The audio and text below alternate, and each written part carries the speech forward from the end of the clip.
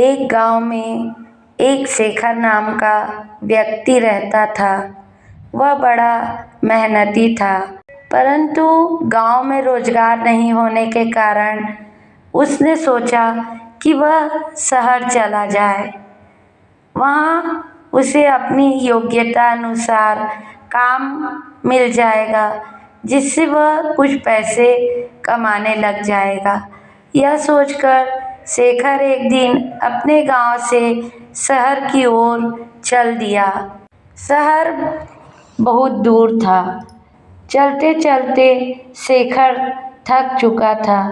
शेखर इतना थक गया था कि उससे बिल्कुल भी चला नहीं जा रहा था और वह थक कर वहीं बैठ गया। तभी शेखर ने देखा कि वहाँ से कुछ दूरी पर एक झोपड़ी है और झोपड़ी में एक घोड़ा बंधा हुआ है। शेखर ने सोचा, क्यों न इस घोड़े को किराए पर ले लूं और इसी से शहर चला जाता हूँ। शेखर जैसे तैसे झोपड़ी पर पहुँचा। शेखर ने देखा वहाँ एक व्यक्ति खड़ा हुआ था। शेखर समझ गया कि यह अवश्य ही घोड़े का मालिक है। शेखर उस व्यक्ति से बोला, मुझे आगे शहर में जाना है और शहर यहाँ से कई किलोमीटर दूर है। मैं बुरी तरीके से थक चुका हूँ, तो क्या मैं आपका घोड़ा ले सकता हूँ? इस पर घोड़े का मालिक झुंझलाते हुए बोला, तुम्हें क्या मैं घोड़ा ऐसे ही दे दूँ? शेखर बोला, मैं आपसे घोड़ा फ्री में नहीं लूँगा।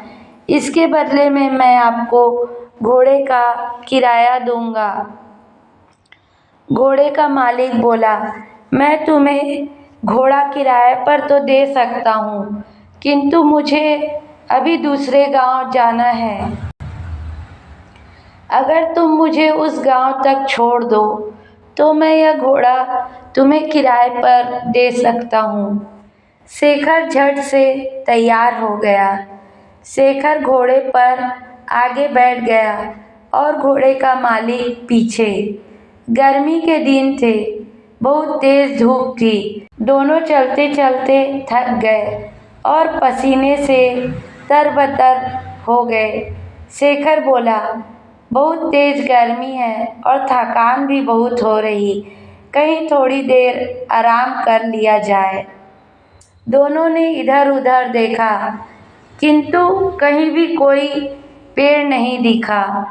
तभी शेखर घोड़े से उतरा और घोड़े के छांव में ही बैठ गया।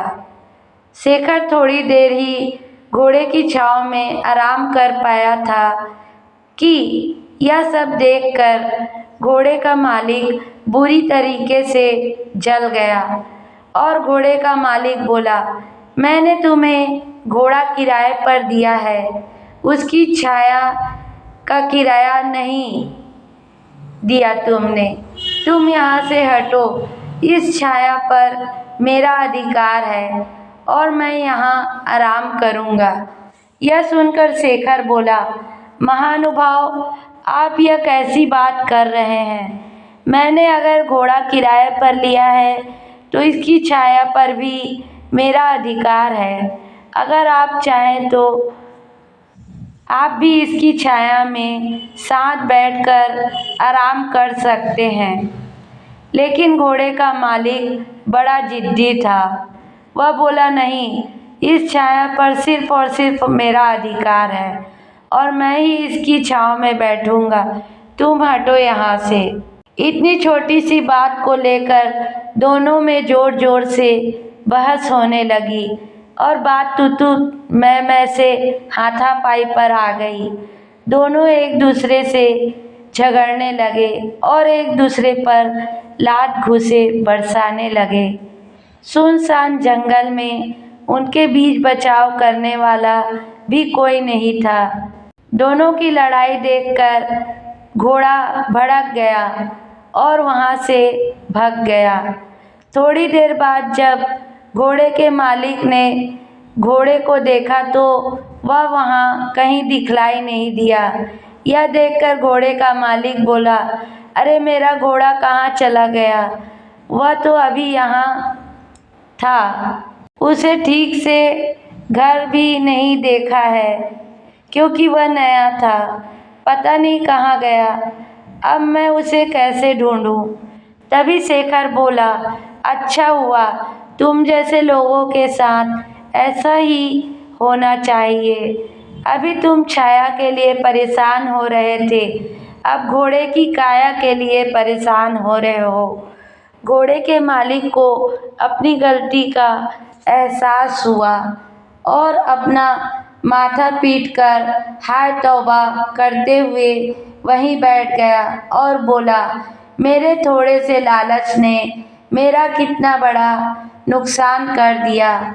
मुझे अपनी करनी का फल मिल गया। घोड़े की छाया के लोभ के कारण घोड़े की काया से भी हाथ धो बैठा।